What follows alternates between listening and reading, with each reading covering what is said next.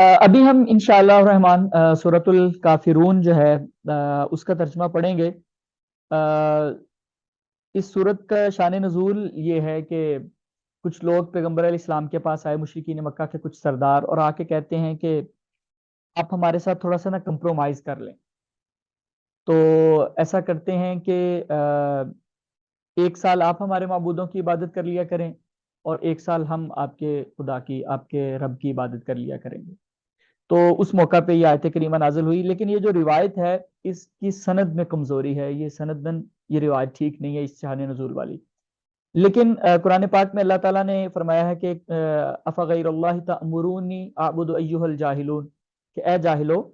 ए नबी इनको कहिए कि ए जाहिलो, क्या तुम मुझे अल्लाह के अलावा किसी की इबादत का हुक्म देते हो, यानी उसकी तरफ मुझे माइल करना चाहते हो।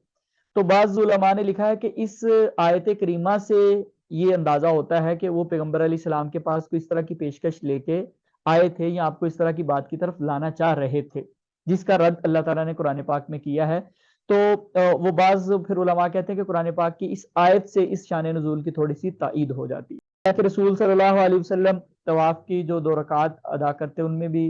पहली रकत में ये पढ़ते, दूसरी में सूरह इखलास पढ़ा करते थे।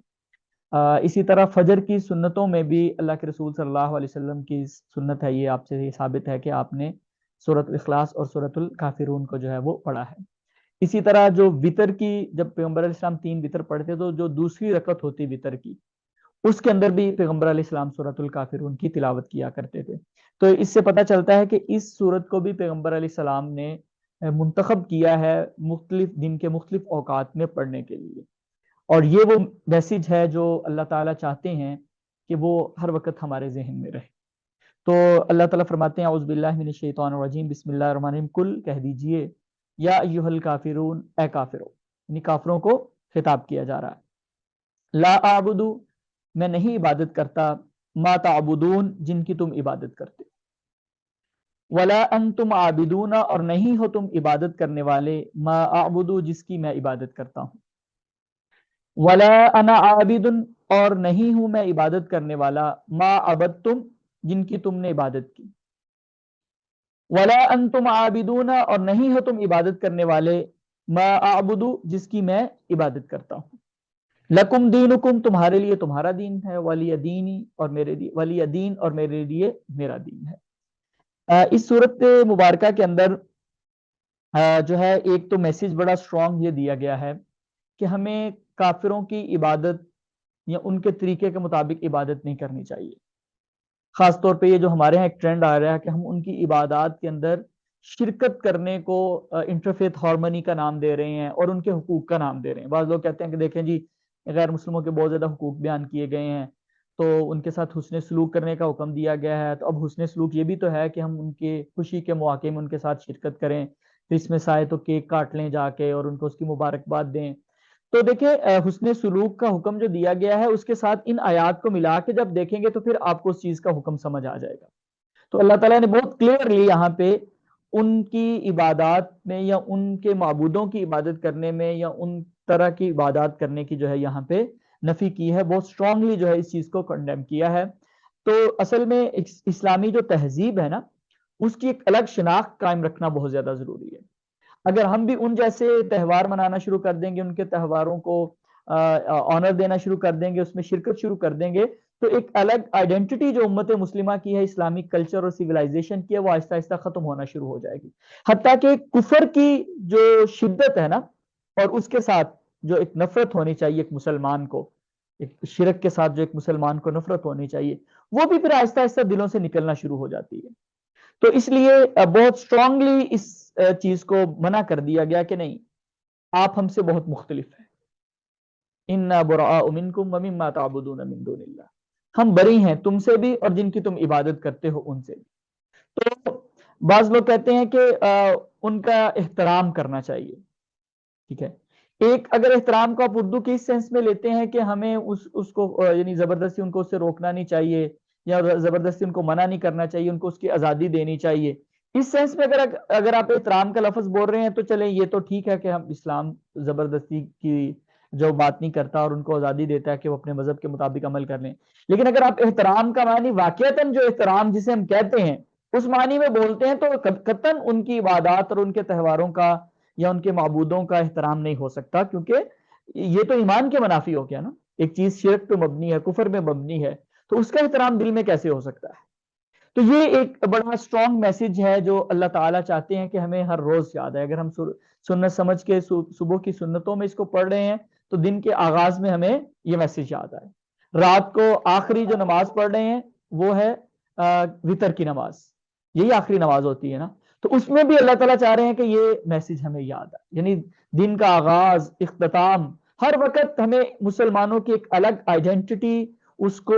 برقرار رکھنا اور اس کو زیادہ سے زیادہ اس فرق کو گہرا کرنا اور کافروں کے ساتھ برات کا اظہار کرنا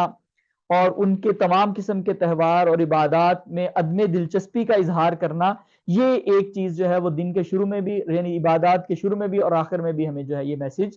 یاد دلایا جاتا ہے. یہاں پہ ایک دو باتیں ہیں کہ یہ بات 2 دفعہ کیوں آیا کہ میں عبادت نہیں کرتا، تم بھی عبادت نہیں کرتے یا نہیں کرو گے. تو اس کا ایک سمپل تو جواب تو یہ ہے کہ یہ تاکید کے لیے، چونکہ مسئلہ بہت سینسیٹیو ہے اور اس پہ بہت زیادہ تاکید کرنا مقصود ہے، اس لیے جو ہے وہ 2 دفعہ تذکرہ ہوا کہ میں نہیں عبادت کرتا، نہیں کروں گا، اور تم نہیں کرتے، ٹھیک ہے، تو 2 دفعہ اس کا تذکرہ آ گیا. اور ایک اس کا مطلب یہ بھی ہے جو کہ بہت obvious ہے کہ لا اعبد، میں نہیں عبادت کرتا، ما تعبدون، جن کی تم عبادت کرتے ہو، اور ولا انا عابد، اور نہیں ہوں میں عبادت کرنے والا، یعنی فیوچر میں بھی نہیں کروں گا، اب بھی نہیں کرنا اور فیوچر میں بھی نہیں کروں گا. اور اس کا ایک مطلب یہ بھی بیان کیا گیا ہے کہ نہیں کرتا ولا انا عابد، اور یہ میرے لائق بھی نہیں ہے، مجھے سوٹ بھی نہیں کرتا کہ میں ان کی عبادت کروں. ٹھیک ہے نا؟ تو یعنی یہ دونوں پیرائے تھوڑے سے مختلف ہو گئے، مختلف انداز میں اس کی نفی کی جا رہی ہے. ٹھیک ہے، اور ایک جو ہے وہ جملہ فعلیہ ہے، ایک جملہ اسمیہ ہے، دونوں جملوں کے ساتھ نفی کی جا رہی ہے کہ یہ پاسبل ہی نہیں ہے کہ ان کی عبادت کی جائے. اور ان کے لیے دونوں جملے جو ہیں وہ اسمیہ بیان کیے گئے ہیں، وَلَا أَنْتُمْ عَابِدُونَ مَا أَعْبُدُ، تمہارے لیے بھی یہ لائق نہیں ہے، تمہیں بھی یہ توفیق نہیں ملنے والی یا کہ تم جو ہے وہ اس کی عبادت کرو جس کی میں عبادت کرتا ہوں. اور بعض نے کہا کہ یہ دوسرا جو ہے وہ مستقبل کے لیے ہے کہ نہ اب کر رہے ہو نہ مستقبل میں کرو گے. اس پہ ایک اعتراض یہ ہوتا ہے کہ یہ کیسے کہا جا سکتا ہے کہ تم مستقبل میں نہیں کرو گے، کیونکہ امکان تو ہے کہ وہ اسلام قبول کر لے. تو اس کے 2 جواب علماء کرام نے نقل کیے ہیں. ایک تو یہ بتایا گیا ہے کہ یعنی بطور کافر تم اس رب کی عبادت نہیں کرو گے، ہاں اسلام قبول کر لو تو پھر تمہیں توفیق مل جائے، وہ ایک الگ بات ہے، جب تک تم کفر پہ ہو تو تم عبادت نہیں کرو گے. اور بعض نے یہ بیان کیا کہ اس سے مراد وہ والے کافر ہیں جن کے بارے میں اللہ تعالیٰ کی تقدیر میں یہ لکھا ہوا تھا کہ ان کو توفیق نہیں ملے گی اور یہ کوشش اس کے لیے نہیں کریں گے. تو یہ بھی ایک بیان جو ہے وہ کیا گیا ہے. امام ابن کثیر رحمہ اللہ نے نا ان دونوں جملوں کا کہ میں عبادت نہیں کرتا اور دوسرا جو جملہ ہے کہ ولا انا عابد ما عبدت، ان دونوں کا مختلف مفہوم بیان کیا. وہ کہتے ہیں کہ جو یہ بیان کیا گیا ہے نا کہ لا اعبد ما تعبدون، نہیں میں عبادت کرتا ما تعبدون، جن کو تم پوچھتے ہو، جن کی تم عبادت کرتے ہو. اور جو دوسرا جملہ ہے نا ولا انا عابد، اور نہیں میں عبادت کرنے والا ما عبدتم، جو تم عبادت کرتے ہو. اس کا ترجمہ انہوں نے کیا بیان کیا، اس کا جو تم عبادت یا جس طرح تم عبادت کرتے ہو، یعنی یہاں طریقے کی بات ہو رہی ہے کہ جس طرح کے طریقے کے ساتھ تم نمازیں پڑھ لیتے ہو، جیسے وہ بغیر کپڑوں کے نماز طواف کر لیا کرتے تھے اور دیگر یا ساتھ شرک شامل کر لیا کرتے تھے، نیت خالص نہیں ہوتی تھی. تو پہلے جملے کا مطلب یہ کہ جن کی تم عبادت کرتے ہو میں ان کی عبادت نہیں کرتا، اور دوسرے جملے کا مطلب یہ ہے کہ جس طرح کی تم عبادت کرتے ہو اس طرح کی میں عبادت نہیں کرتا. یہاں پہ پھر وہی میسج کہ تمہاری عبادات کا ہمارے ساتھ کوئی تعلق نہیں ہے.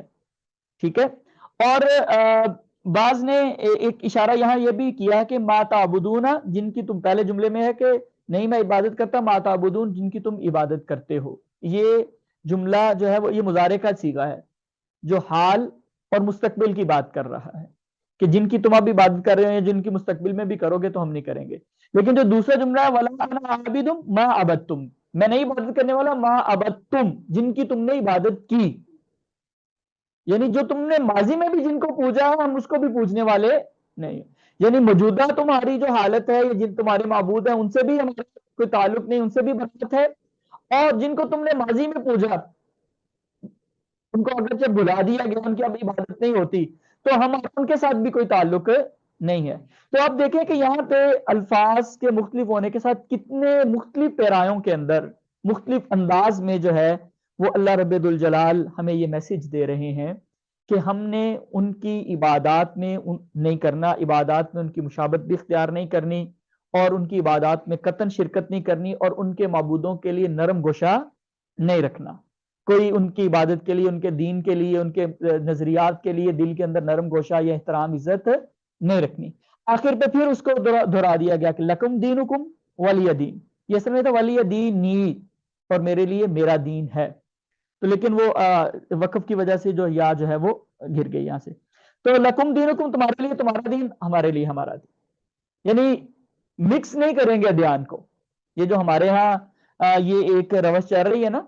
یہ اکبر نے بھی وہ دین الہی بنایا مختلف مذاہب کی تعلیمات کو جوڑ کے،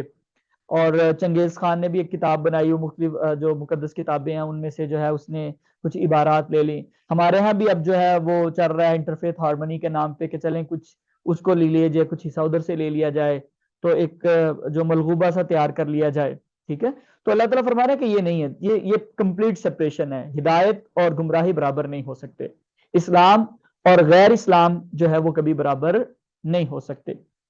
یہاں پہ ایک اور بات بھی ہے، ہمارے یہاں نا کچھ لوگ اس بات پہ بڑا سٹریس کرتے ہیں کہ مذہب اور دین میں فرق کرتے ہوئے نا بعض دفعہ تو جھگڑنے پہ آ جاتے ہیں کہ آپ کو پتہ ہی نہیں ہے کہ مذہب کیا ہوتا ہے. یعنی اگر کبھی دین کے لیے مذہب کا لفظ استعمال کر لیں نا تو وہ بڑا ناراض ہوتے ہیں، کہتے ہیں جی مذہب وہ ہوتا ہے جو صرف عبادات کا مجموعہ ہو، اور دین وہ ہوتا ہے جس میں پورا پیکج ہو، عبادات بھی ہوں، عقائد بھی ہوں، اس میں معاشرے کے حقوق بھی بیان کیے گئے ہوں، اس میں اکانومی کے متعلقہ بھی چیزیں بیان کی گئی ہوں، سیاست کے معاملات بھی. تو اس تقسیم کی بنیاد پہ پھر وہ کہتے ہیں کہ دین صرف اسلام کے لیے دین کا لفظ استعمال کیا جائے، باقی ادیان میں چونکہ یہ ساری چیزیں جمع نہیں ہے، کمپریہنسو نہیں ہے، اس لیے ان کو دین نہ قرار دیا جائے. تو ویسے تو جو ٹرمینالوجیز ہوتی ہیں اس میں کوئی جھگڑا نہیں ہوتا، آپ کی مرضی، آپ کوئی بھی ٹرم کسی بھی چیز کے لیے یوز کر لیں، کوئی آپ کو پوچھنے والا نہیں ہے. لیکن اس طرح اس پہ سٹریس کرنا بھی ٹھیک نہیں، کیونکہ یہاں پہ اللہ تعالیٰ مشرکین کے جو خیالات اور نظریات تھے وہ چند عقائد اور نظریات تھے نا، کہ پورا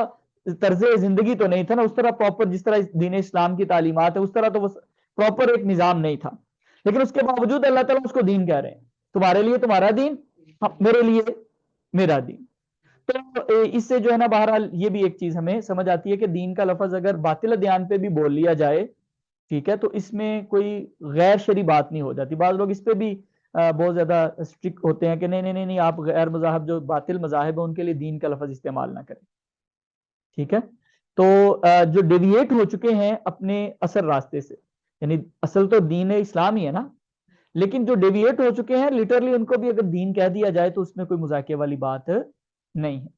تو یہ سورۃ الکافرون ہے جس کا ایک میسج ہمیں صبح سنتوں کے اندر بھی، صبح کی سنتوں میں بھی، نوافل کے اندر بھی، اور